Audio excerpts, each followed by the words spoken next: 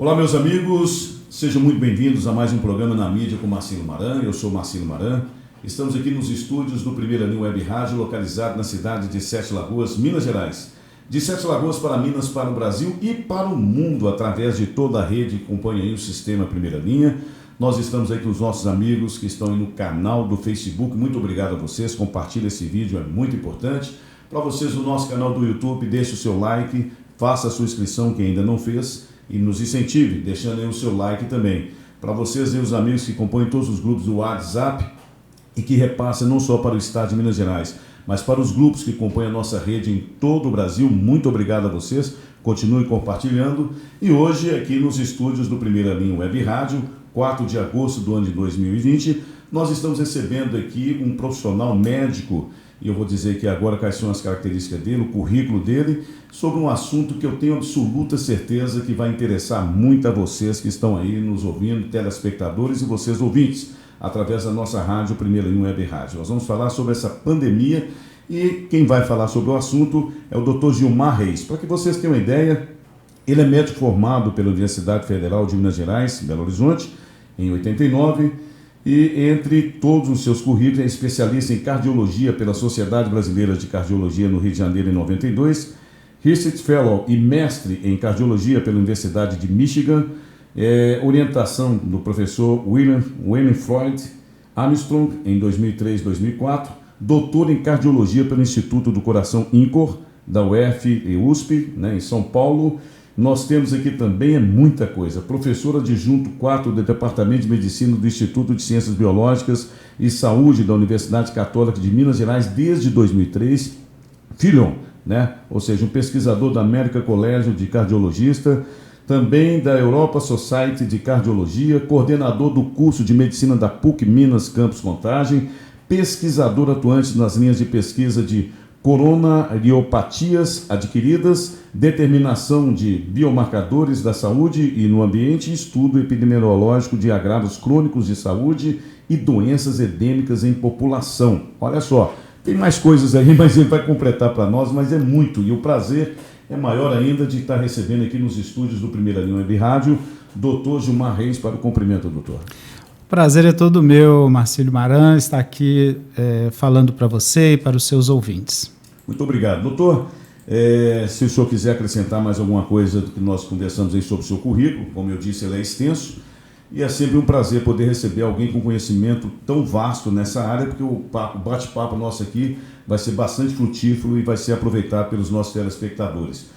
A primeira pergunta que eu faço, até em seguida, o senhor me diz a sua origem. Pelo que eu sei, o senhor é de Sete Lagoas e gostaríamos de saber, né, quem é a sua família, como foi os seus primeiros momentos nessa terra dos lagos antigamente encantados, que voltarão um dia a ser encantados, doutor. Ô Marcelo, para mim é sempre uma satisfação enorme voltar a Sete Lagoas, nascido e criado aqui, né? Fui criado nas ruas do Canaã. Né? Nascido na maternidade Odete na maternidade aqui de nossa, né? Hospital Santa Mônica. Hospital Santa Mônica. Nascemos na E foi uma das primeiras cesáreas da cidade, foi a da minha mãe, né? Uhum. E pelo doutor Afonsinho. E, na verdade, eu tenho... Duas coincidências já. Interessante. E, na verdade, para mim é uma satisfação muito grande, porque eu tenho um carinho muito grande por Sete Lagoas, fui criado, toda a minha origem é aqui, grandes amigos eu tenho aqui na cidade, muitas lembranças, né? Depois de quase 15 anos que eu retorno a Sete Lagoas agora, com muita frequência, inclusive, para mim é muita lembrança passar por determinadas ruas, pelo colégio que eu estudei, lembrar que o Cristo Rei hoje não é colégio, já é hospital. Eu estudei no Cristo Rei também, 3 coincidências. E o Promove, que era na Quintino Bocaiúva, escola, eu estudava na escola da Dona Lira Fernandes, né? E para mim é uma alegria muito grande, realmente, retornar aqui. Eu morei praticamente todo o meu tempo em Sete Lagoas, na Rua Margarida Cortona. Margarida Cortona, principal ali, isso, o hospital, não é isso? Exato, e na época quando tinha um grotão ali que dividia a Margarida Cortona, né? Hoje nem existe o grotão, que está canalizado, né? Claro. Então, muitas lembranças, gosto muito de retornar a Sete Lagoas e eu estou muito feliz de retornar, infelizmente por uma causa por causa da pandemia, mas eu muito feliz de retornar e rever vários amigos. Bacana. Doutor, pela sua formação, inclusive nessa área específica que nós estamos vivendo, de epidemiologia, que nós estamos aí com essa peste, digamos, esse vírus maligno e tantos nomes que pode ser dado ao que está acontecendo hoje no Brasil, a sua especialidade que é pesquisa, e nós vamos chegar lá, mas obviamente o pesquisador ele pesquisa em primeiro lugar, acredito eu, a origem, né, dessa pandemia, a origem desse vírus. É falado, né, que nasceu esse vírus lá, digamos assim, nasceu entre aspas em Wuhan, na China, e de certa forma ele foi exportado, entre aspas, também para vários países da Europa, por que não dizer da América e do resto do mundo. Qual o conceito que o senhor, como médico e pesquisador, tem sobre esse vírus? Ele seria fabricado em laboratório? Ele seria uma mutação natural que ocorreu? Explica para nós, que as pessoas ainda estão confusas relacionadas a isso, que é muita informação e a gente precisa de algo mais preciso. Ô Marcílio, existem várias teorias conspiratórias em relação à origem do vírus, porque realmente é um vírus que desestabilizou todo o mundo, né? E não raro nós nos deparamos, tanto na mídia leiga quanto até na mídia especializada mesmo, com algumas teorias, né, algumas sugestões de como o vírus possa ter surgido. Na verdade, os coronavírus, ele pertence a uma família chamada Coronaviridae, que é como se fosse um parente distante do vírus da imunodeficiência adquirida. Ok. E ele, filogeneticamente, ele se diferenciou, e são vírus que geralmente acometem morcegos, né? E eles existem no mundo inteiro, inclusive aqui no Brasil. Existem vários quadros de viroses, né, por coronavírus. Os morcegos, me perdoe, me permita, pela uma leitura que eu fiz, parece que eles são centenas de vírus, carregam centenas de vírus dentro dele, não é isso? Exatamente. Existem centenas de cepas de coronavírus que geralmente são prevalentes nos morcegos, e esses vírus eles não causam nenhum dano para humanos. Raramente existe alguma mutação, o que permite esse vírus acabar infectando seres humanos. Na verdade, esse vírus ele surgiu através de um mercado. Na China é muito comum eles ingerirem animais exóticos, né? O pessoal compra animais exóticos e fazem pratos. É um deles, né? É um deles, que eles gostam muito. E esse morcego, por algum motivo, esse vírus fez uma mutação e infectou as pessoas. Isso é o que está demonstrado cientificamente de como surgiu o vírus, né? Existem teorias que falam que é um vírus fruto de uma arma biológica, etc., mas o que a gente sabe hoje, isso está bem caracterizado do ponto de vista acadêmico, que realmente foi cepas derivadas de vírus, porque eles conseguiram identificar nesses animais, nesse supermercado que vende animais exóticos. E essa virose passou a acometer algumas pessoas, foi identificada por um colega médico, o qual foi duramente criticado e até mesmo amordaçado pelo regime chinês. Alguns sumiram do mapa, inclusive, né? Ou melhor, da China. E, na verdade, esse colega ele identificou, ele notificou, e rapidamente esse vírus começou a adquirir um caráter de surto, né, na região de Wuhan, o que motivou uma série de medidas das autoridades sanitárias chinesas. Isso nós estamos falando em dezembro. Correto. E no final de dezembro, esse surto começou a tomar um caráter intenso, e a comunidade científica internacional começou a olhar para Wuhan com outros olhos. Perfeito. Doutor, veja bem, nessa questão que o senhor está dizendo que começou a olhar para outros olhos, nós vimos aí manifestação da Organização Mundial de Saúde, com determinações muitas vezes controversas. Em dado momento dizia uma coisa, no outro momento dizia outra, e a gente sabe que, devido a ser uma doença desconhecida, realmente pode acontecer aí essa discrepância de informações. Mas aqui no Brasil, em específico, nós tivemos aí, pela passagem, 3 ministros, e um deles, no meu ponto de vista, que foi o Mandetta, ele foi um pouco conturbado e colocou, de certa forma, um terrorismo na população relacionado ao vírus Covid-19. Então eu gostaria que o senhor fizesse aí para mim, antes de entrarmos no mérito mesmo da questão que o senhor veio falar, mas eu gostaria que o senhor me falasse como o senhor viu a atuação do Mandetta. O senhor acha que todas as imposições dele para que se procedesse daquela maneira de lockdowns, como ele deixava bem claro, estava correta? O senhor acha que realmente houve uma falha da parte dele? Como é que o senhor analisa a passagem dele pelo governo? Olha, eu vejo da seguinte forma: é preciso entender o contexto no qual o Mandetta estava inserido naquele momento da pandemia, né? Nós estávamos diante de uma pandemia mundial, né? Certo. Ela foi decretada no dia 11 de março, uma pandemia de caráter mundial. A Organização Mundial de Saúde cometeu alguns equívocos, não por desconhecimento deles, mas porque as informações que chegavam para a Organização Mundial de Saúde, de certa forma, eram informações filtradas pelo governo chinês. Correto. Né? Infelizmente, os governos, as ideologias acabam interferindo. Inclusive, escondendo por uma semana até dizer que realmente tinha virado uma pandemia, né? A maneira como eram expostos os números, né, e da forma como eram expostos, né, quem não está presente, não está vivenciando o problema, você acaba tendo uma análise que não é 100% correta. Né? E foi o que aconteceu. Eu não acredito que foi por erro da Organização Mundial de Saúde, mas muito mais pelo nível de informação que estava chegando e da forma como ela foi filtrada. Mas eles redimiram disso, declararam a pandemia mundial em 11 de março de 2020, e desde então nós estamos aí vivenciando um quadro de uma virose que ela iniciou... A China provavelmente tinha conhecimento do que ela tinha, do potencial explosivo e de mortalidade, de morbidade. É tanto que eles declararam um lockdown sem precedentes numa cidade de 12 milhões de habitantes, que é Wuhan, uma cidade importante no interior da China. Foi algo que deixou todos surpresos, né? Por que a China, um país comunista, todo fechado, declarou um lockdown daquela forma que eles fizeram em Wuhan? Foi algo que, naquele momento, era interpretado pela comunidade científica internacional como uma medida, até certo ponto, muito exagerada.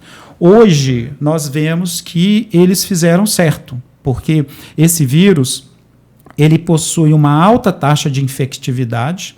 E quando fala que o vírus transmite 3 para 1, né, uma pessoa infectada vai infectar 3 pessoas saudáveis, isso naquela situação onde ela convive no máximo em 20, 30 minutos, etc. Mas, na verdade, quando você tem, por exemplo, numa família, igual é aqui no Brasil, muitas vezes 10 pessoas convivendo em 2, 3 cômodos, a gente tem visto com muita frequência praticamente toda a família infectada por causa de um caso que foi contaminado provavelmente no trabalho, no trânsito ou em outras situações. Então, é um vírus que, primeiro, ele mostrou uma alta taxa de infectividade e de transmissibilidade. Segundo, ele mostrou uma alta taxa de transmissibilidade com poucos sintomas ou até mesmo assintomático. Estima-se hoje que em torno de 40% a 50% da transmissão do coronavírus de um ano para outro se dá com indivíduos sem sintomas. Certo. E terceiro, um vírus com uma altíssima taxa de letalidade. Só a título de comparação, os dados de Wuhan estavam mostrando para nós que a mortalidade desse vírus ela era 15 a 20 vezes maior do que o vírus da gripe suína. Correto. Né? O H1N1, aquele que a gente toma vacina. Sim. Hoje a gente sabe que essa mortalidade é até maior. Né? Isso muito exacerbado pelos que nós chamamos hoje, que todo mundo fala, né, das comorbidades, né? Que a gente não, até aquele momento não se sabia que o vírus iria comportar de forma adversa em determinados grupos etários ou determinados grupos de doenças. Perfeito. Agora veja bem, doutor, nós temos aí alguns protocolos que foram adotados, alguns dos quais, inclusive, não havia comprovação científica, e eu vou dizer isso aqui, por exemplo, no mês de 21 de maio de 2020, o Ministério da Saúde divulgou as diretrizes para o tratamento medicamentoso de pacientes.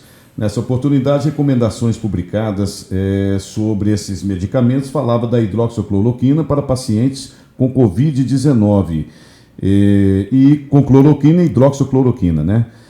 Seria através do tratamento do SUS. Ao mesmo tempo que se começou esse processo, até divulgado pelo próprio presidente da República, que haveria pacientes que haviam, né, através de médicos, colegas seus, que haviam comprovado que estava fazendo esse tipo de procedimento, estava conseguindo no início da doença tratar essas pessoas. Nós tivemos, infelizmente, também atuações do Supremo Tribunal Federal, por exemplo, o decano do Supremo que pediu informações ao ministro da Saúde sobre a recomendação do uso do cloroquina para o Covid-19, em ação que foi movida pela Confederação Nacional dos Trabalhadores em Saúde.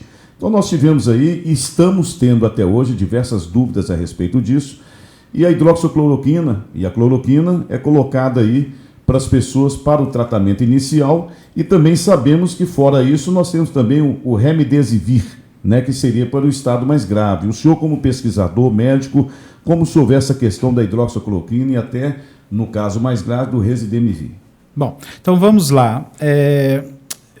O grande erro do Brasil é querer resolver os problemas sem ouvir a classe que é a classe que entende daquele problema. Que pesquisa, né? Sem ouvir os profissionais de saúde que lidam, que pesquisam, que fazem, né?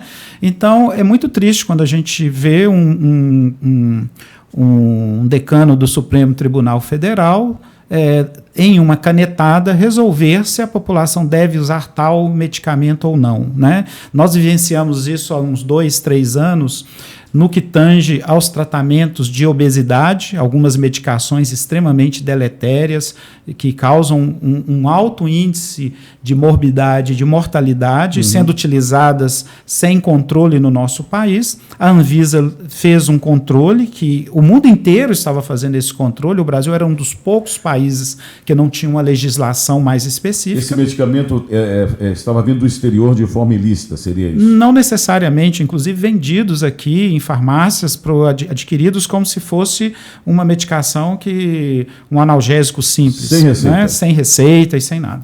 Então, a partir do momento que a Anvisa fez uma legislação extensa, o próprio Congresso Nacional fez uma lei autorizando o uso. Né? Então, esse tipo de legislação de interferência, né, sobre dados que são extremamente técnicos, que são extremamente voltados para a saúde do coletivo, isso é muito deletério. E isso é uma característica do nosso país. Então, voltando à pandemia agora, né, o ministro Mandetta, ele foi muito feliz em algumas questões, como o distanciamento, como se preparar para eventuais lockdowns, para restrições progressivas.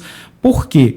O que a Europa nos mostrou, né, e que os Estados Unidos também nos mostrou, à medida que nós fomos atingidos pela pandemia, os Estados Unidos também, e aí eu vou fazer um comentário específico sobre os Estados Unidos daqui a pouco. Certo. Mas, na verdade, o que aconteceu? A Europa não se preparou e não levou a sério o vírus. Na hora que a Itália se deu conta, eles já estavam com um enorme surto no norte da Itália. Até porque a maioria é grupo de risco, digamos. Exato, né? Uma população muito idosa, uma população com vários fatores de risco. Então, eles enfrentaram essa tragédia que nós acompanhamos pelas mídias. Perfeito. Então, na verdade, eles não se prepararam e não fizeram as adequações. Quando eles fizeram, já não é que era tarde, mas já tinha, boa parte do estrago já tinha acontecido. Perfeito. Porque o que hoje acontece é fruto do que houve há 2, 3 semanas atrás, né, em relação ao coronavírus. Então, se hoje nós temos uma taxa X de eventos, significa um reflexo do que aconteceu há 2, 3 semanas atrás. Correto. Então, o que o Mandetta estava fazendo? Ele estava se preparando para tentar evitar aquele pico enorme que aconteceu na Itália e tentar achatar essa curva e alargá-la um pouco mais. Com isso, nós iríamos perder menos vidas e nós iríamos dar uma condição um pouco melhor para o sistema absorver os casos que iam chegar. Perfeito. Porque nós já sabíamos de antemão, porque os casos no Brasil, como está acontecendo, ele iria suplantar a capacidade do sistema de se adequar. Que não estava preparado, nunca teve. Exatamente. Preparado, né? Então, e como nenhum tratamento foi eficaz, o que algumas pessoas, né, alguns médicos, né, começaram a divulgar? Eles pegaram dados da ciência experimental com algumas evidências de medicamentos que atuam de alguma forma sobre o vírus e começaram a querer... Sobre a família do vírus. Sobre o próprio vírus mesmo. Sobre o próprio vírus do Covid-19, inclusive. Okay. Mas uma coisa é eu estudar experimentalmente. Outra coisa é eu transportar isso para o tratamento a pacientes. com pacientes. pacientes. Aqui eu vou fazer uma parte sobre a ivermectina. A ivermectina é um vermífugo que, na época da MERS, que a MERS foi o coronavírus numa cepa diferente que acometeu no Oriente Médio por volta de 2012. A mortalidade era 30%. Qual região do Oriente Médio especificamente? Foi em torno da Arábia Saudita, Iraque, aquela região. Perfeito. Então, eles acometeram lá uma série de pessoas, várias pessoas morreram, e com aquela iminência da pandemia se alastrar, né, até então não sabia a taxa de infectividade daquele vírus na época, houveram vários estudos experimentais. Um deles foi o da ivermectina, que mostrou eficiência contra o vírus, só que no artigo publicado, mostra que todas as células foram mortas. Então, matou o hospedeiro. Okay. Então, como que eu vou usar aquela dose? A ivermectina. Okay. Então, transportando para agora, essa dose de ivermectina, ela teria que ser em torno de 0,5 grama de ivermectina durante 5 dias seguidos. Nós sabemos que essa dose ela é incompatível com a vida. Então, usar a ivermectina na dose de 12, 18, 20 miligramas... Pode provocar... Vai tratar a verminose, vai tratar piolho, mas não vai definitivamente fazer nada com o coronavírus. Okay. Então, a Covid-19 não vai acontecer nada. As medicações que essa discussão, que eu diria até político-passional em relação à hidroxicloroquina e à cloroquina, elas têm um fundamento na ciência básica. Existe realmente evidências de que as doses que nós usamos terapeuticamente para outras doenças com essas medicações possam ser eficientes no combate ao vírus. Inicialmente, né? O problema é que, para isso, nós precisamos fazer o experimento em humanos, porque nós temos inúmeras evidências de situações semelhantes a essa na história da medicina, onde a medicação que mostrava uma ação promissora em um determinado problema, à medida que a gente empregava no mundo real, ela não mostrava esse benefício. Então, isso nós temos vários exemplos. Por questões de mutações, não? Não, é por questões de que o ambiente experimental ele é um ambiente muito controlado, né? Nós estamos falando de cultura de células, de animais em laboratórios. Então, é muito difícil eu transportar o que acontece com um animal em laboratório e falar que vai acontecer exatamente com um humano com aquela doença. Mas me diz uma coisa aqui, doutor. Nós tivemos agora, recentemente, correu pelas redes sociais, uma médica americana, por sinal cubana, que vive nos Estados Unidos, ou deve ter visto isso aí, onde ela diz que o tratamento inicial com a hidroxicloroquina e com a cloroquina tem dado resultado positivo e ao lado dela vários médicos, vários profissionais atestando a veracidade do que ela disse. O senhor acompanhou esse detalhe também? Sim, esse grupo, inclusive boa parte dos médicos nem clinicam, nem tem licença mais para exercer medicina, né? É um grupo que ganhou muita notoriedade, né? Principalmente nos últimos 5, 7 dias na mídia internacional. E assim, é muito fácil eu pegar uma doença, que é o Covid-19, que mesmo nos grupos de alto risco, eu vou ter 15% dos pacientes que vão ter problemas e 85% dos pacientes vão sair bem. Então, se eu usar Remdesivir, se eu usar hidroxicloroquina ou se eu usar Sonrisal, 85% dos pacientes, em tese, vão sair bem. Você está entendendo? O senhor está dizendo então, que não, veja bem. O Sonrisal também? Veja bem, eu estou dando exemplo assim. Vamos supor, eu não tenho pesquisa nenhuma. Perfeito. Então, se eu usar hidroxicloroquina, cloroquina, Remdesivir, Sonrisal, eu tenho em tese já do ponto de partida, eu tenho em tese 85% dos pacientes que vão melhorar em qualquer um dos braços que eu der. Concorda? Isso é ciência. Isso é ciência. Por quê? Se eu não fizer nada, eu já sei que 85% vão melhorar. Então, quando a gente faz uma pesquisa, a gente tem que ter isso em mente, né?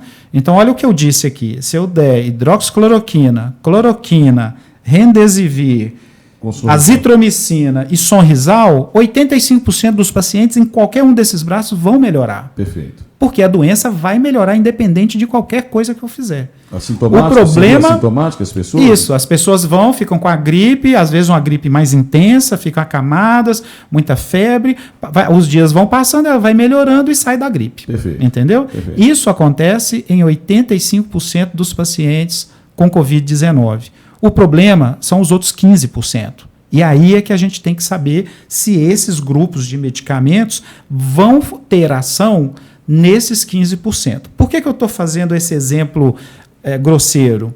Porque a gente vê muito na internet pessoas, eu fiz o tratamento, eu dei a medicação A, B e C, eu tratei 300 pessoas e só tive 5 pessoas que morreram. Olha, bacana, mas ela fez o controle, ela viu e seguiu e teve um retorno dos 300 pacientes que ela fez? Provavelmente não. Ela seguiu a metodologia. Ela só viu aqueles que retornaram, porque num ambiente normal do médico, né? Você, por exemplo, você vai consultar com um médico por causa de algum problema, esse médico te trata mal. Você vai voltar nele? Não vou. Provavelmente não. Esse médico te dá uma medicação e você vai ter um problema. E vai ter um efeito colateral. Você vai voltar nele? Pode até voltar, mas é bem possível que, dependendo do efeito colateral, você nem volte no médico. Então, a gente sabe que quando você faz no mundo normal, né, no mundo assistencial, quando eu faço uma terapêutica, os pacientes que não vão bem, boa parte deles nem retornam mais no médico. Então, num ambiente experimental de pesquisa clínica, eu tenho igual eu citei 5 exemplos, eu tenho que acompanhar e saber o que aconteceu com todos os pacientes. Perfeito. Quer aqueles que saíram bem, quer aqueles que se deram mal. E esses pacientes não vão querer me dar retorno, mas eu tenho que ter meios de saber o que aconteceu com ele. Só assim que a gente sabe se um medicamento vai ser bom para um determinado problema. O senhor quer dizer, então, que nesse caso específico desse grupo, que o senhor disse que, por sinal, não tem nem licença médica, não sei o que o senhor falou. Nesse grupo americano, sim. Nesse grupo americano. Alguns deles não têm nem licença médica. E sobre esse fato que está correndo também na internet, é bom que a gente escuta isso, porque uma pessoa passa para outra que já veria, no caso nosso aqui, Anvisa, lá tem outro nome, que já veria por parte dos institutos responsáveis pela liberação de medicamentos nos Estados Unidos, a hidroxicloroquina como indicativo para o início do tratamento. O senhor tem esse assunto? Tenho sim. A hidroxicloroquina, em março, vamos contextualizar, em março, os Estados Unidos estavam vivendo uma pandemia sem precedentes em relação ao coronavírus. Lembrando que, apesar dos Estados Unidos ser o melhor, considerado o país que tem o melhor sistema de apoio para a medicina, né? Os melhores hospitais, os melhores equipamentos, lá é um sistema totalmente descentralizado. E neste aspecto, quando fala de uma pandemia, nós estamos falando de medicina populacional, de saúde pública, de hierarquização de fluxos contra fluxos. Nesse aspecto, o nosso sistema é muito melhor que o de lá. Que loucura. E nós estamos vendo isso na prática, onde nós temos, apesar com todos os problemas do Sistema Único de Saúde, e que são vários, muitos, né?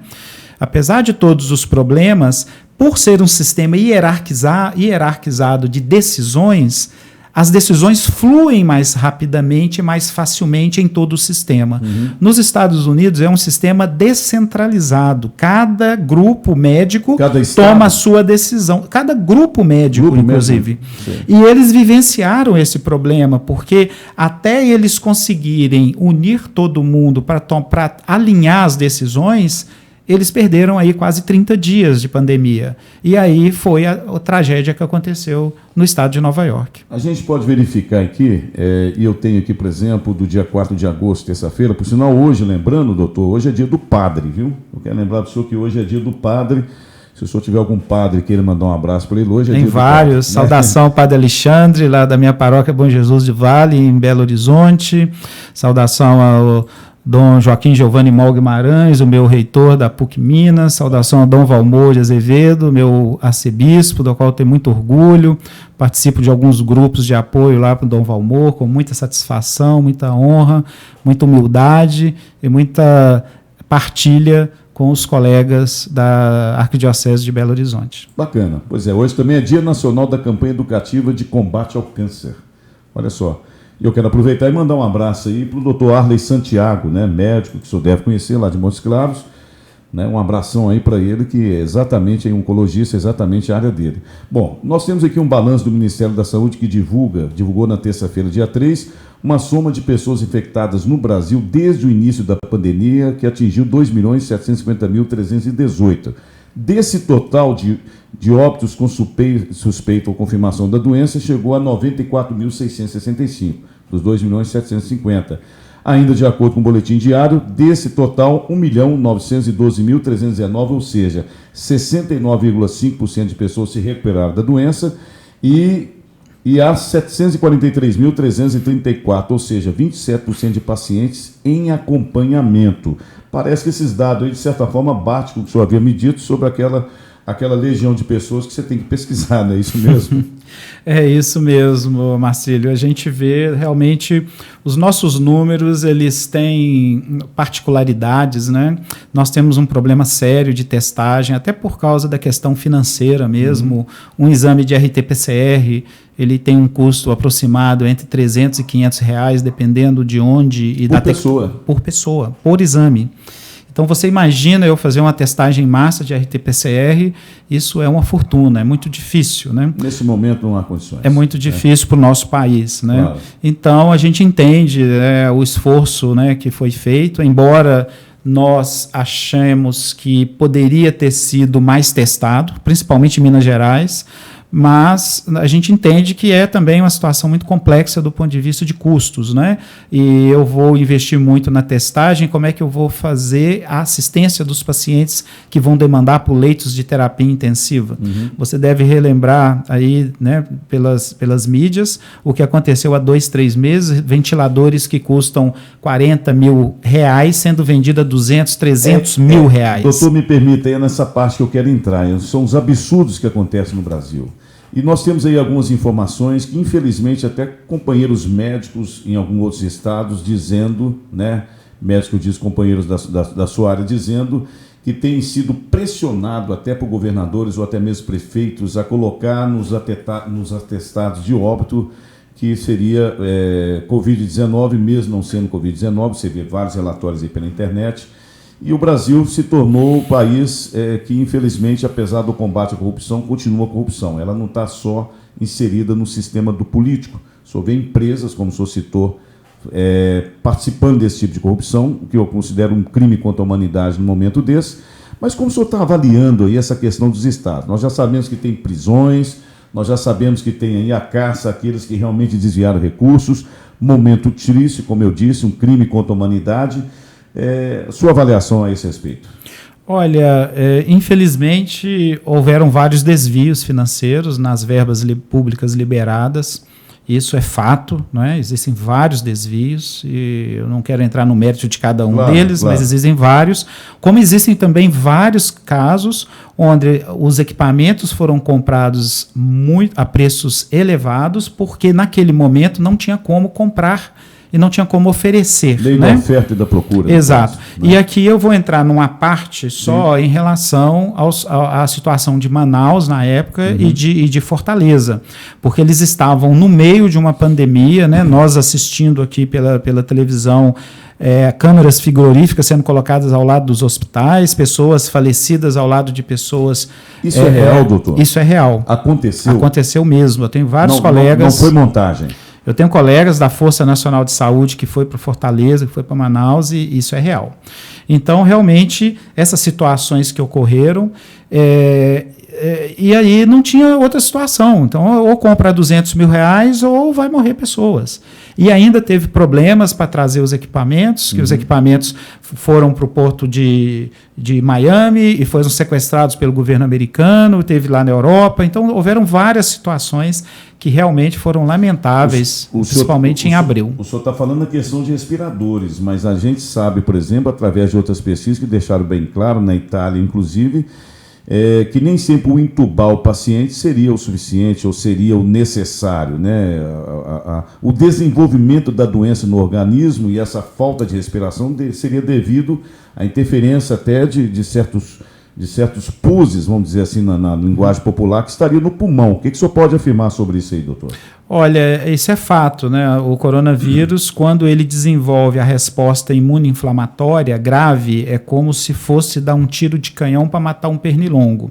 Então, existe uma amplificação brutal das respostas imunes nossas contra o vírus, muito além daquilo que seria o necessário. Uma carga excessiva, isso, né? E essa resposta inflamatória, ela é muito deletéria. A partir do momento que ela adquire proporções intensas, ela acaba cometendo muito os pulmões, né? Então, só a título de exemplo, né, quando a gente tem um parente que faz uma cirurgia maior e a gente vai no hospital visitá-lo, a gente estranha, né? A gente acha, nossa, fulano está inchado, né? Então, isso é uma resposta inflamatória.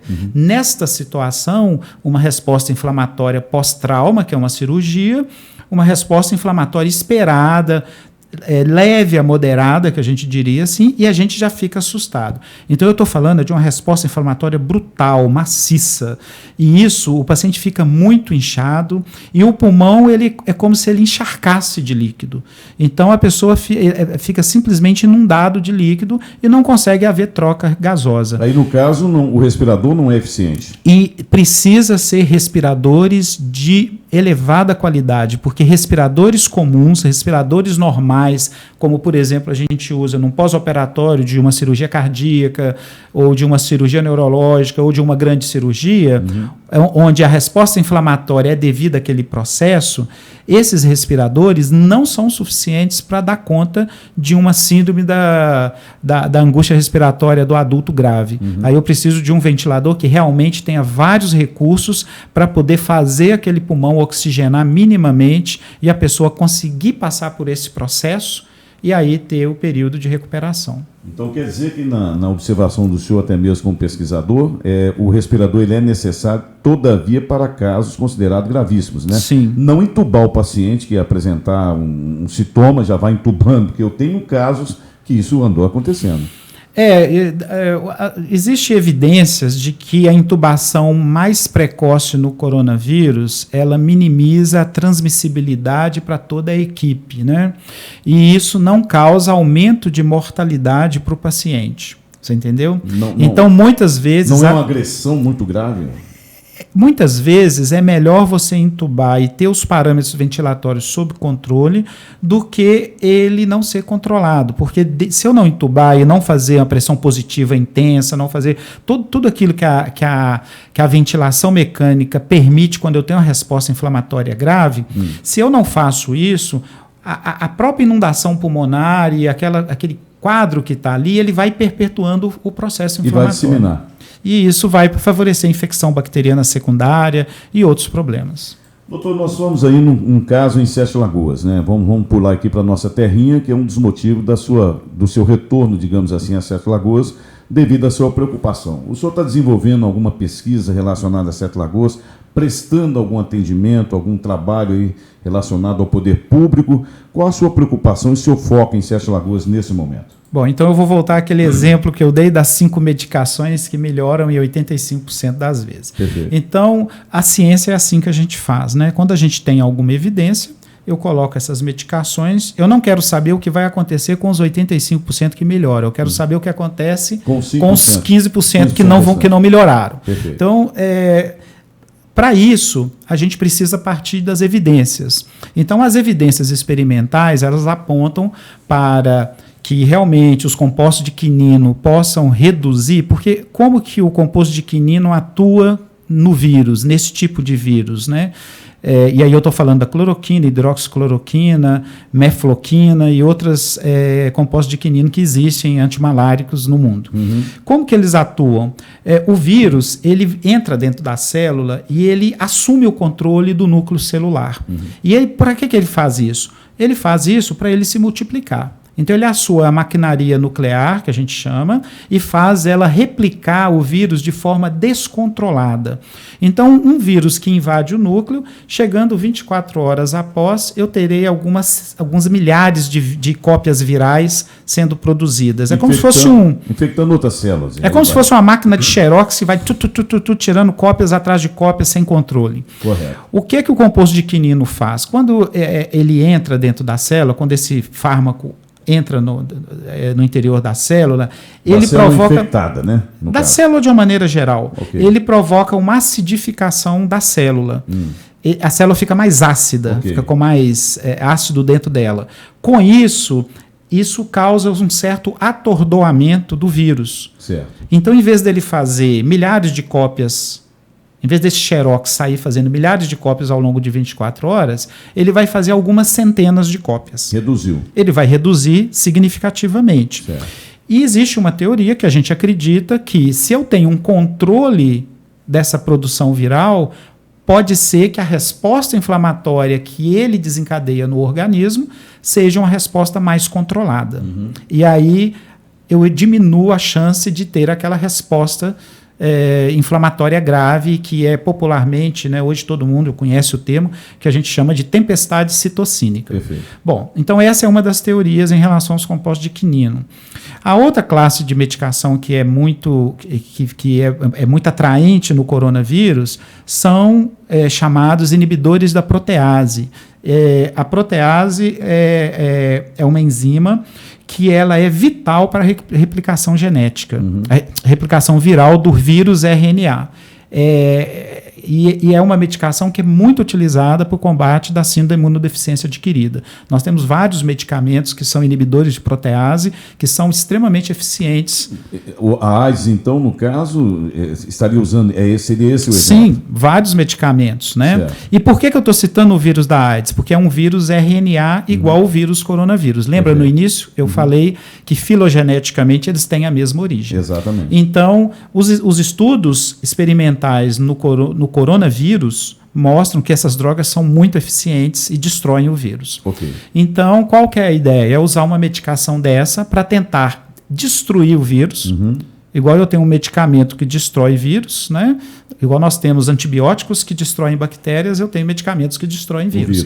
Então, eu usar um agente antirretroviral para poder combater esse vírus e aí eu eliminar o vírus do organismo ou diminuir numa quantidade tal que o organismo dê conta de debelá-lo por si só. Perfeito. Então, baseado nesses dois conceitos, nessas duas hipóteses, nós desenhamos um protocolo de pesquisa em março, junto com colegas da Universidade McMaster, da qual eu tenho um ótimo vínculo, e nós fizemos um protocolo e mandamos para o Ministério da Saúde. Ele foi analisado, e quando eu falo mandar para o Ministério da Saúde, é que toda pesquisa em seres humanos ela tem um fluxo no nosso país, e ela vai, na verdade, para o Conselho Nacional de Saúde, não é nem para o Ministério. Perfeito. E no Conselho Nacional de Saúde existe... Que não tem interferência política, inclusive. Não. Interferência política é errado. Tudo na vida tem uma interferência política. Diga assim, né? mas não tem o comando político. Não político, tem né? a interferência política como nós conhecemos. Perfeito. Né? Então, o Conselho Nacional de Saúde, onde tem uma comissão chamada Comissão Nacional de Ética em Pesquisa, Perfeito. é uma comissão de notáveis, onde tem representantes da sociedade organizada, representantes do governo, representantes do Ministério da Saúde, vários cientistas, né, vários pesquisadores, etc. Então, a gente manda para lá. Então, eles criaram uma força-tarefa, porque vários protocolos chegaram no final de março, início de abril, que foi o nosso caso, inclusive, e nós mandamos o protocolo, e no dia 17 de abril, nós tivemos aprovação da nossa pesquisa. Até aquele momento, nós tínhamos uma pesquisa aprovada sem financiamento. Okay. E era uma pesquisa muito bem desenhada, né, para responder a problemas de desfechos clínicos, ou seja, o paciente teve coronavírus, eu vou fazer uma intervenção medicamentosa e quero reduzir a chance deles internarem. Okay. Né? E para isso a gente precisa de um número muito grande de pacientes. Nossa pesquisa ela tem um cálculo do número necessário para participar, que pode variar desde 900 até 1.968 pacientes, que é o número que nós resolvemos adotar conservadoramente. Esse estudo, logicamente, seria um estudo feito num ambiente, de acordo com o que o senhor explicou. Não seria um ambiente fechado em laboratório, seria um ambiente do dia a dia das pessoas. Sim, é um estudo controlado, com as variáveis controladas, entretanto, executado no mundo real. Perfeito. E aí isso apresentou, isso já foi autorizado. E no caso específico de Sete Lagoas? Sim, aí quando nós apresentamos o projeto, né, a primeira versão do nosso projeto, hoje ele está na terceira versão, quando nós apresentamos a primeira versão, nós convidamos várias cidades para participar, e destas cidades, as cidades que aceitaram participar, na ordem que eu vou falar, sim, foi Nova Lima, Sete Lagoas, okay, Brumadinho e Betim. Essas 4 cidades. Vocês convidaram quantas?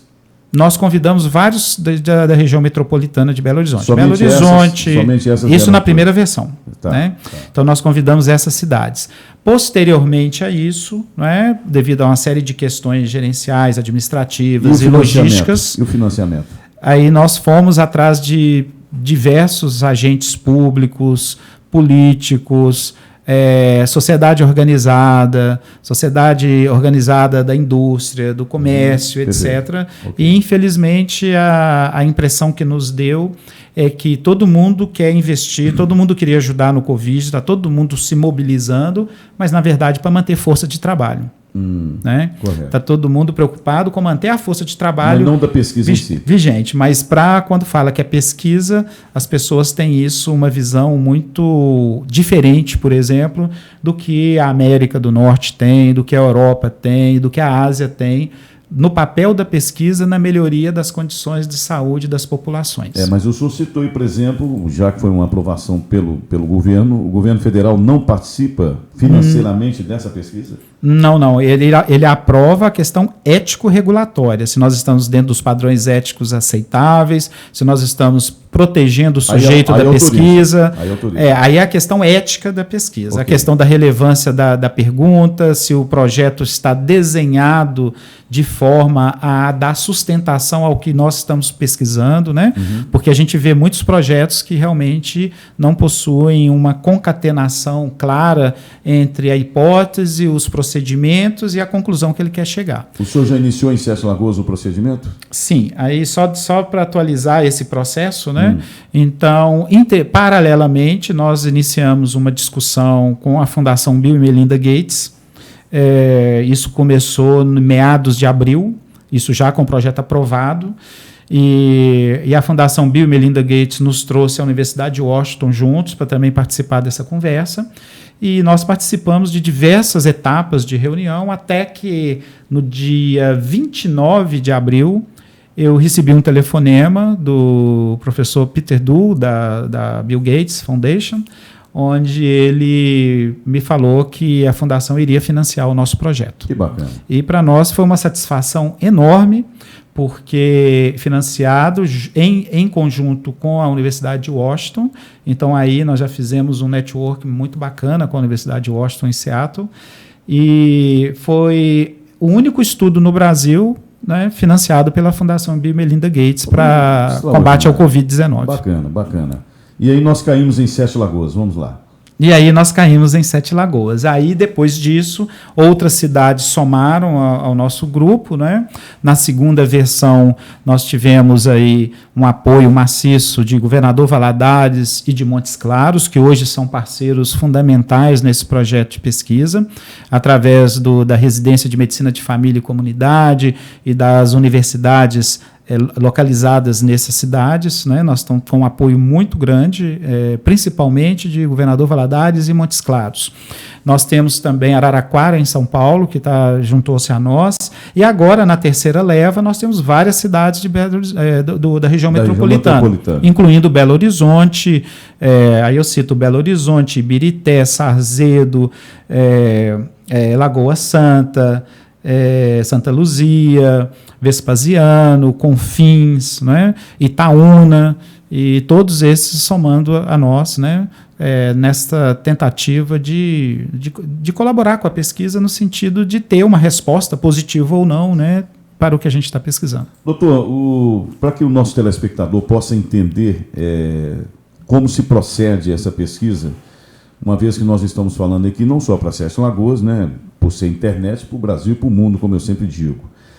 E quando iniciou, então, essa terceira fase dessa pesquisa sua, e como está a reação ou o procedimento em Sete Lagoas? Por que eu te digo isso?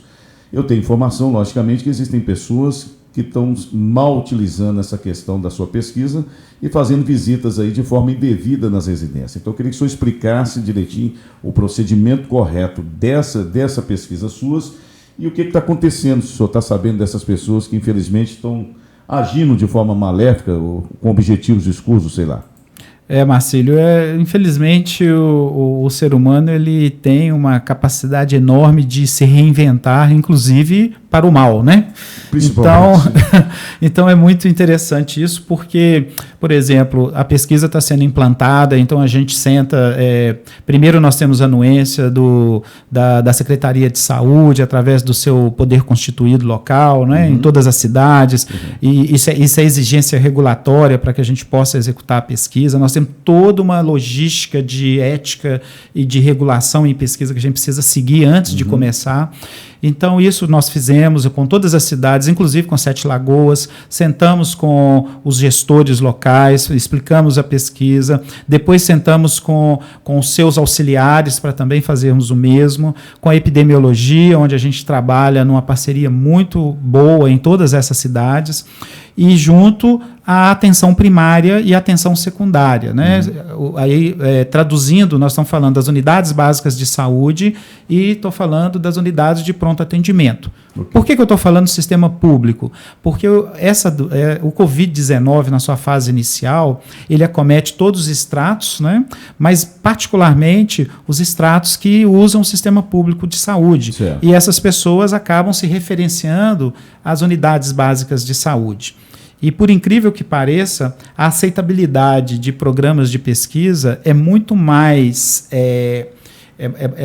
aceita pela população que usa o Sistema Único de Saúde do que a população que usa convênio. E eu faço pesquisa há 23 anos. É onde o senhor falou que o Sistema Único de Saúde no Brasil seria uma vantagem se relacionado aos Estados Unidos, exatamente também, eu poderia dizer, por essa questão de pesquisa? Exatamente, né? Todas as grandes inovações que nós temos aqui, vacinas da dengue nossas, né? Algumas pesquisas que existem, o Sistema Único de Saúde no nosso país, ele dá um apoio, com todas as dificuldades que existem, mas ele dá um apoio que é imprescindível, né? Não só para isso, mas até para a formação de todos os profissionais de saúde, né? Se nós não tivéssemos o Sistema Único de Saúde e a abertura que existe do Sistema Único de Saúde para a formação dos nossos profissionais, sejam médicos, enfermeiros, dentistas, fisioterapeutas, né? e assistentes, técnicos de enfermagem, enfim, se não tivesse essa abertura, nós talvez não teríamos como formar os nossos profissionais. E isso vai na esteira do mundo, né? Por exemplo, a medicina em Portugal, ela é totalmente gestada pelo governo, né? Não existem escolas privadas de medicina em Portugal. E hoje estão numa discussão enorme porque o governo está querendo abrir as faculdades de medicina de lá. Eles não querem abrir o número de vagas porque realmente lá não precisa. E aí é uma discussão política, estão querendo agora privatizar a formação do médico, onde vários países isso não acontece. Mas essa é uma outra discussão. Claro. Então, então a gente faz todo um processo, né, junto ao poder público local para desenvolver a pesquisa. E aí nós vamos sempre para passo e sempre em ciência com todos do poder público, né? E essa pesquisa, por que eu falei muito disso? Porque ela é uma pesquisa que ela é feita muito de porta em porta. O paciente com Covid-19 suspeito, ele precisa estar em quarentena, ele não pode ficar transitando. Eu não posso pedir esse paciente para voltar ao posto de saúde para a gente poder avaliá-lo. Então, para a questão de pesquisa, o senhor tem que ir até ele? Eu tenho que ir até o domicílio dele. Por isso que é uma pesquisa que tem a cara da medicina de família, que é uma especialidade médica que atua basicamente no sistema de saúde, atuando com o paciente no seu domicílio. Perfeito. Então, ela é muito uma pesquisa que tem a cara da medicina de família. Então, a gente vai ao domicílio do paciente, né, e para executar os processos. Como que a gente chega nesse paciente? Através da parceria com os municípios. Por isso que a gente faz em parceria com o poder constituído de saúde local em cada cidade. Então, eles nos passam os dados, os contatos dos pacientes, nós entramos em contato, nós falamos, olha, estamos entrando em contato e quem nos passou o seu telefone foi a Secretaria de Saúde do município X, onde nós temos um programa de parceria que é feito assim, assim, assado, etc, etc, etc. É sempre bom lembrar, né, doutor, colocando para o nosso telespectador, e principalmente Sete Lagoas que está nos ouvindo, devido aos problemas que está acontecendo, que se alguém ligar e fizer essa pergunta, que a pessoa também tem a maldade de até perguntar, até entrar em contato, né, com a Secretaria de Saúde, ou com a UPA, ou com a UBS, que seja, para saber a veracidade dessa pesquisa. Senão alguém pode, como está acontecendo agora, utilizar-se, né, da metodologia suas para praticar esses atos que estão sendo praticados, não é isso, doutor? É isso mesmo, né? Eu tenho conversado muito com a Secretaria que seria interessante ter na página da Secretaria alguma informação sobre a pesquisa para que as pessoas possam ter ciência. Nem todas as unidades de saúde sabem que a pesquisa está andando no município, porque nós estamos falando aí de dezenas de médicos, centenas de profissionais de saúde atuando, né? Então essa capilaridade ela não é tão simples assim, e olha que nós somos um sistema hierarquizado, né? Então, embora eu tenha feito reuniões por videoconferência com os profissionais de saúde da atenção primária... Explicando a pesquisa. Isso, exatamente. Nem todos participaram, nem todos quiseram ter interesse, etc. Mas isso é uma outra questão. Na verdade, nós estamos em parceria com o município. A gente sempre fornece links de entrevistas que a gente dá, os nossos contatos, né? Digitar meu nome na internet vai aparecer um monte de coisa. Então, é fácil saber como que o Dr. Gilmar como que a equipe dele o que está acontecendo, quem da equipe que está participando. Isso tudo a gente tem muito bem delimitado. O senhor faz essa visita? O senhor vai com a equipe? Vou, e aqui em Sete Lagoas eu faço questão de vir. É por isso que eu te disse que eu estou vindo muito a Sete Lagoas. Então essa pesquisa não é da sua equipe apenas, o senhor participa dela de forma direta? Sim, inclusive no domingo agora eu tive numa casa, né, onde 2 sete lagoanos entraram na fase de medicação da pesquisa, eu mesmo conduzi o processo todo, né? Em Sete Lagoas é uma das cidades que eu faço questão de vir, porque como eu te disse, né, ao transitar pelas ruas de Sete Lagoas, muitas lembranças afloram, né? Então é isso aí, virou poeta, né? Tá certo. E eu gosto muito de vir aqui, né? Para mim está sendo uma terapia muito boa, né? Eu não incomodo de sair 5 horas da tarde de Sete Lagoas e vir aqui para executar a pesquisa, que para mim é muito bom. O que o senhor está observando sobre... O senhor já tem assim, algum pré-resultado sobre essa questão da aplicabilidade da sua pesquisa? Já existe já uma luz no fim do túnel, vamos dizer assim? Não, a gente, na verdade... Nós temos um comitê de análise de dados. Esse comitê ele é formado por 8 cientistas, do qual só um é brasileiro, né? Eu não faço parte desse comitê, porque nós que desenhamos a pesquisa e estamos executando, nós não podemos fazer parte. Né? Eles têm como acessar os nossos dados, né? Que tem uma plataforma na IBM que a gente utiliza. Eles têm como acessar os dados de forma cega, sem saber o que é os grupos, né? Para fazer análises preliminares, e dependendo do que eles encontram, aí pode até quebrar o cego do grupo para eles saberem exatamente o que está acontecendo. Então isso é feito em caráter frequente, né? Baseado no número de pacientes. Hoje nós temos em torno de 200 pacientes já randomizados. Randomizado é quando entra na fase de usar o medicamento. Mas não especificamente de Sete Lagoas. Aí eu estou falando de todas as cidades. De todas as cidades. Em Sete Lagoas, nós devemos ter algo próximo de 12 a 18 pacientes, seguramente, que já participaram da pesquisa. Que estão sendo acompanhados. Isso. Assim. Vários já terminaram, inclusive. Né? Doutor, o senhor chegou aqui hoje dizendo, inclusive, já que o senhor citou aí a Grande BH, que Belo Horizonte hoje, me parece que o prefeito de lá, Calil, teria dado essa abertura. O senhor é a favor dessa questão do lockdown? Como é que o senhor analisa esse lado, uma vez que o senhor é uma pessoa voltada exclusivamente para esse momento em suas pesquisas? Como é que o senhor está analisando isso? Economia e vírus, né? Só uma correção. Eu não sou a favor do lockdown, eu sou a favor da ciência. Então, assim, por que eu estou dizendo isso? Não, a pergunta é se o senhor seria, né? Perdão, desculpe. Então, na verdade, assim, eu acho que quaisquer interferências nos fluxos econômico-financeiros do município, seja qual ele for, isso vai gerar repercussões. Né? E nós temos que pesar a questão da vida, né? Nós estamos diante de uma doença que é mortal, né? Em grupos de risco, dependendo da faixa etária e do risco. Essa mortalidade pode ir a 14%, né? ou seja, de cada 100 pessoas, 14 vão falecer. Okay. Então é algo mortal, né? E rapidamente, e numa pandemia, né? Onde a gente não tem muita... Fica aquele negócio, eu uso máscara, eu fico distanciado e fico ali rezando também para não pegar o vírus, né? Uhum. É mais ou menos por aí, né? Por aí. Então é muito difícil, né, você tomar decisões, porque se eu restringo a cidade, eu vou melhorar a questão, né, eu estou agindo em prol da vida. A disseminação da doença se torna menor, mas... Isso, mas em compensação, essa restrição acaba afetando, por exemplo, pessoas com outros agravos crônicos de saúde. Por exemplo, nós vamos ter aqui no nosso país mais de 100 mil brasileiros que vão passar da hora de ter o seu tratamento de câncer até o final do ano. Nós estamos tendo uma mortalidade da doença coronariana nas primeiras 12 horas, que é uma o dobro do normal. Sua, né?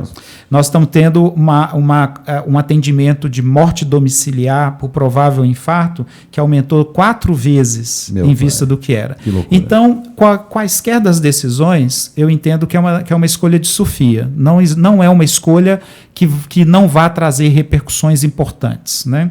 Agora, por outro lado, né, falando em torno da pandemia, porque pelo fato de não ter vacinas e não ter medicamentos eficazes, e aí, quando eu falo não tem medicamentos eficazes, é não ter medicamentos eficazes, porque muitas pessoas vão aos hospitais, os médicos prescrevem medicamentos e falam que é tratamento para Covid. Não é tratamento para Covid.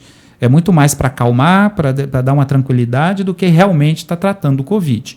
Isso é diferente, por exemplo, de eu dar um medicamento para aliviar uma dor, de eu dar um broncodilatador porque a pessoa está chiando e por aí vai. Eu falo o tratamento do vírus. Então, é muito importante porque é difícil tomar essa decisão, né? Então, Belo Horizonte tomou a decisão de se restringir, né?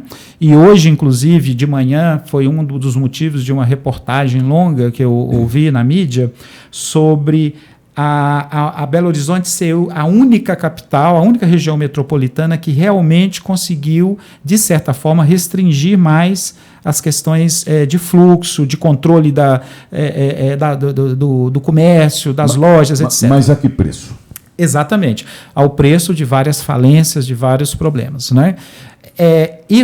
O que isso ocasionou? Isso achatou a curva de Belo Horizonte. Ninguém tem dúvida hoje que a curva que estava se desenhando para Belo Horizonte, e eu tenho alguns gráficos muito interessantes sobre isso, a curva que estava se desenhando para Belo Horizonte e a curva que está acontecendo na região metropolitana e basicamente puxada por Belo Horizonte, esta curva é uma curva bem diferente do que estava sendo projetado. E isso vai salvar, seguramente, centenas de vidas na cidade de Belo Horizonte. Eu não digo mesmo de algumas cidades do entorno de Belo Horizonte. Nós temos lá algumas cidades no entorno de Belo Horizonte que o surto está numa ascensão totalmente descontrolada. E eu falo isso porque eu estou rodando todos os municípios e estou vendo. E nós estamos incluindo, inclusive tem alguns municípios que a gente está centrando mais, porque é onde que a gente vai incluir mais rápido alguns pacientes. Infelizmente, eu preciso incluir pacientes com Covid-19, né? Para poder facilitar. Para a gente poder ter uma resposta rápida. Entendi. Doutor, me diz uma coisa aqui. Tudo bem, é projetado o lockdown, a curva foi controlada, poderia ter sido pior, mas aí você dá uma abertura, porque num dado momento vai ter que ter essa abertura, né? O que seria certo? Apenas fazer de forma vertical ou horizontal? Apenas deixar com que os grupos de risco ficassem mais restritos e deixasse que aquela parte que, de certa forma, poderia se tornar sintomática ou são assintomáticos circular? Como é que o senhor vê, na verdade, o quadro que se desenha disso aí? Essa questão de fazer lockdown vertical, essa questão ela não funciona, porque não adianta eu deixar os grupos de risco isolados e as pessoas que não são de risco circularem, porque vai fatalmente terem contato, não tem jeito. Nas casas eu tenho pai, mãe, filho, Sim. netos e vão ter contato. Certo. Boa parte da transmissibilidade que a gente vê vem de uma pessoa que está trabalhando, que circula, acaba tendo contato com alguém numa padaria, numa lanchonete, ou no próprio trabalho, volta para casa e transmite para os seus. Perfeito. Isso é fato. Então, não tem como você fazer nichos de lockdown, no meu modo de entender, né? Então, eu entendo que o controle precisa ser geral, né? E ele precisa ser escalonado e tem que ter indicadores, né? E cada município, conforme aí vem a ingerência do poder, né? Executivo e do poder legislativo e do poder judiciário sobre uma questão que é técnica, né? Então, eles deveriam respeitar questões técnicas, ter bons profissionais sem viés ideológico para traçar essas questões, coisa que é difícil realmente. Infelizmente. Então, o que acontece? Belo Horizonte, os indicadores estão estáveis já há algum tempo e as evidências sugerem que a taxa de admissão nos leitos de terapia intensiva ela está progressivamente caindo. Ela não chegou ainda no ponto que era o ponto pré-determinado para fazer a abertura no estágio 1 do município. Mas, como está em queda, eles fizeram uma projeção e acham que nos próximos 5 dias isso iria acontecer e resolveram abrir hoje, muito em face de nós estarmos aí próximo dos Dias dos Pais, tem uma questão do comércio, etc. Claro. Doutor, eu gostaria que o senhor explicasse aqui, nós já estamos quase no final da nossa entrevista, mas eu gostaria que o senhor passasse para o nosso ouvinte e telespectador os sintomas, né? A durabilidade, quantos dias que a doença se manifesta e chega num ponto que a pessoa realmente não tem jeito, tem que ser internada, desde a infecção até a internação, e os cuidados que tem que realmente ter essas pessoas, por favor. Marcelo, o Covid ele tem alguns perfis de evolução, né? A quadro viral agudo geralmente tem uma febre, no início é uma febre que vai aí de 38 a 39 graus, raramente é uma febre acima de 39. O paciente vai ter muita mialgia, muita dor, né? Muito mal-estar, pode ter uma conjuntivite, frequentemente vai ter uma dor torácica, ou um nariz entupido, uma garganta doendo, uma garganta arranhando, ou o nariz tendo aquele escorrendo, né, que a gente fala, né? Então, aquele quadro da síndrome gripal que é como se fosse um trator passando por cima da gente, uma síndrome gripal mais forte. Né? Esses sintomas, eles tendem a minorar, e no decurso desses sintomas podem surgir diarreia, que é um sintoma que tem surgido com muita frequência, e ao longo, depois do 5º dia, geralmente pode surgir uma redução progressiva do paladar e do olfato, chegando até aquela sensação que alguns pacientes falam para a gente que é como se eu estivesse mascando um chiclete sem gosto, aquele negócio e não tem cheiro, cheira a café e não sente o cheiro do café e por aí vai. Então, que é a perda do paladar e a perda do olfato, que é muito sugestiva de Covid. Não é a única virose que causa isso, mas é uma das poucas viroses que causam isso. Então, é muito sugestivo. Em algum momento, esses indivíduos podem evoluir com uma fadiga e uma falta de ar, e quando surge a falta de ar, isso já pode significar, né, junto com a tosse persistente, isso significa que provavelmente o Covid já causou algum grau de pneumonia viral, né, e já acometeu o pulmão. Geralmente esse acometimento é leve, em torno de metade das pessoas vão ter esse acometimento e ele se resolve.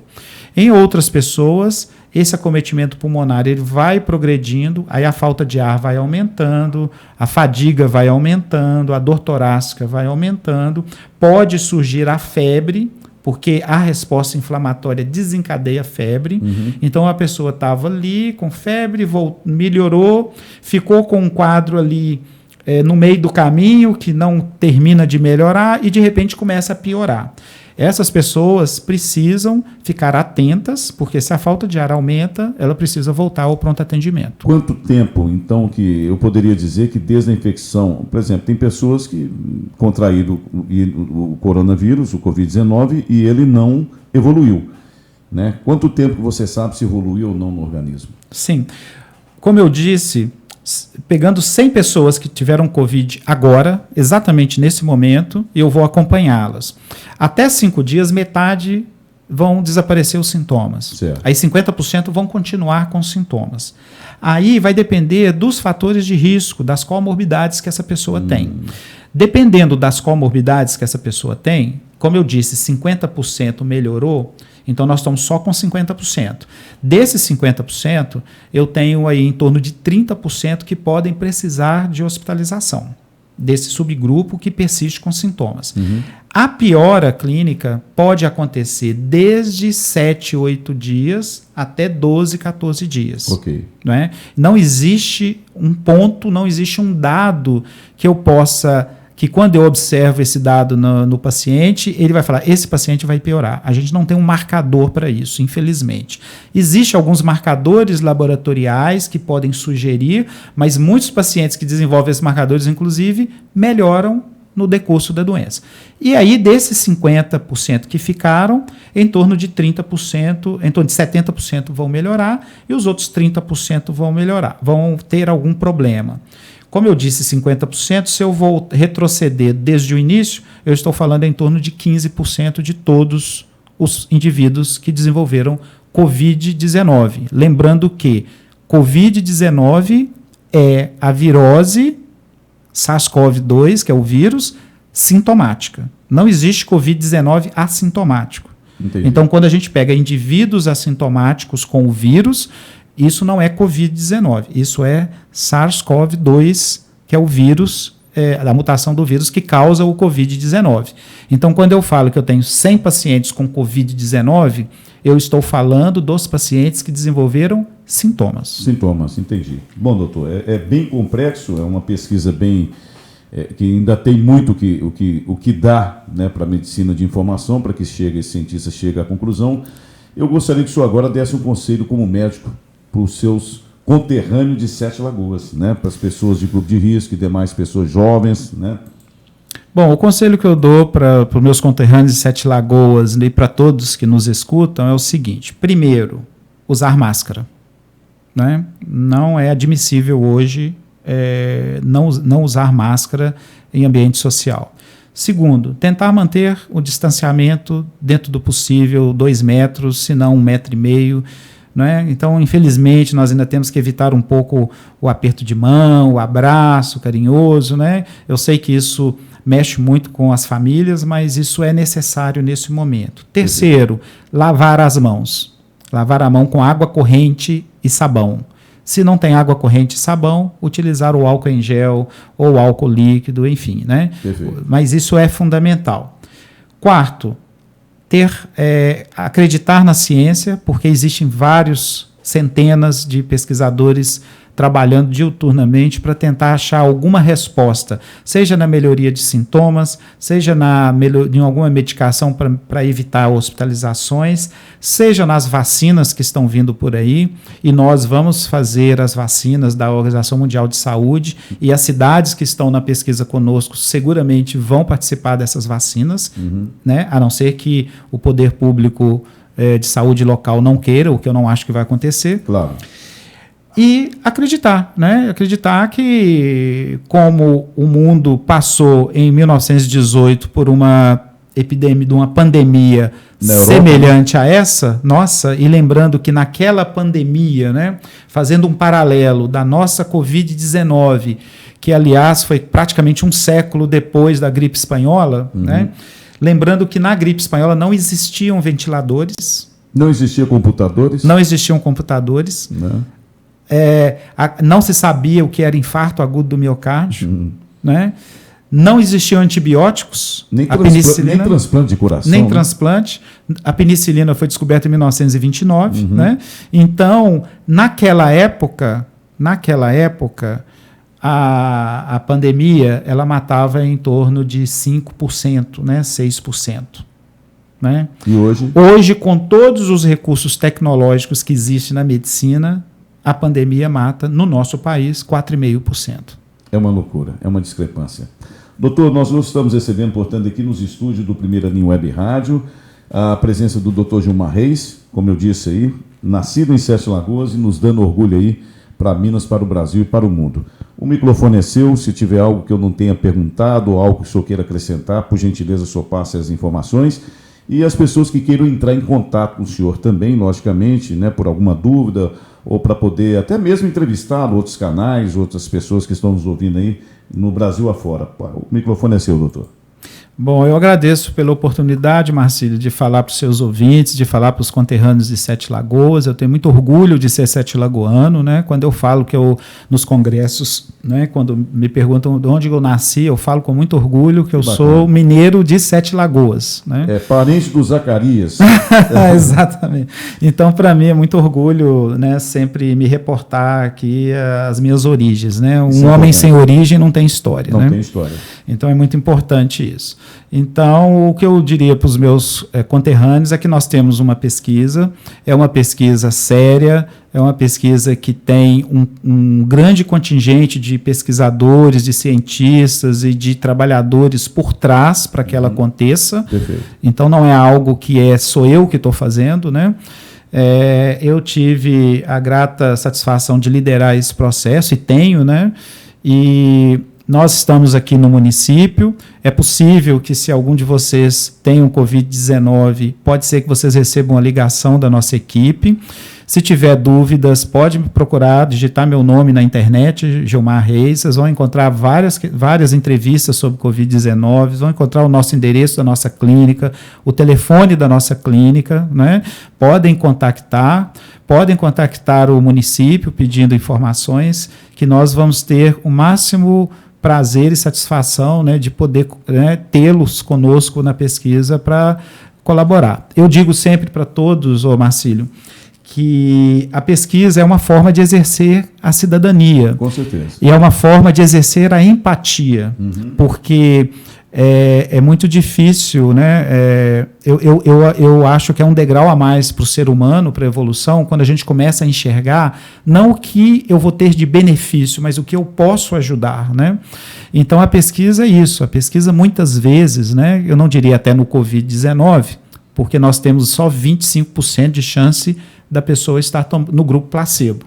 Os outros 75% de chance é de estar realmente em tratamento. Mas eu digo sempre para todos os pacientes... Existe o grupo placebo também? É obrigatório, né? Eu não tenho tratamento disponível, então o meu controle tem que ser a população normal. Perfeito.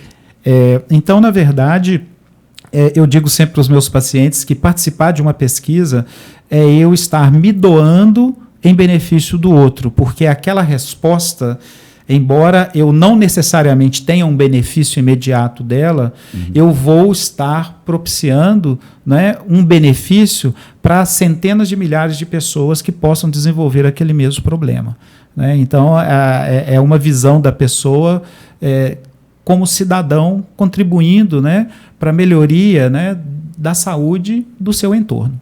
Bacana. Portanto, aí agradecendo aí a presença, a honra é nossa de recebê-lo. E a honra é nossa também, de apesar de não o conhecer antes, tê-lo conhecido agora, e sabendo que Sete Lagoas está muito bem representada nessa área tão importante, principalmente para o momento em que o mundo vive. Muito obrigado aí pela sua presença, obrigado aos nossos ouvintes e telespectadores. Como eu disse, dê o seu like, se inscreva no nosso canal, fique com Deus, porque graças a Ele a vida continua. E como eu sempre digo, vamos em frente, porque o Brasil precisa da gente, e também do Dr. Gilmar. Vamos lá.